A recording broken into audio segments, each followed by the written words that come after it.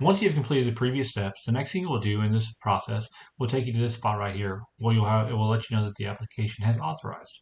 Once you do that, you will go ahead and hit next. This will take you to your mapping capabilities. So what this will allow you to do is to take the data that is currently in Lansweeper and map it to fields that are inside of our AssetRemix asset management system. The one that is required is you do have to have the asset tag in there. So once you name that, it will go to the asset name.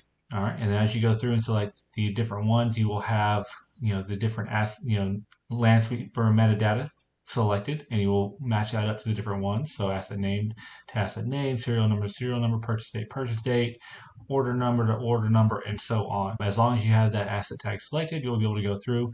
You're also able to go through and then also include custom fields. So if you have the IP addresses, MACs, SKUs, or any other additional information that is in Lansweeper that you would like to also include into our system, you are able to map that data into these custom fields.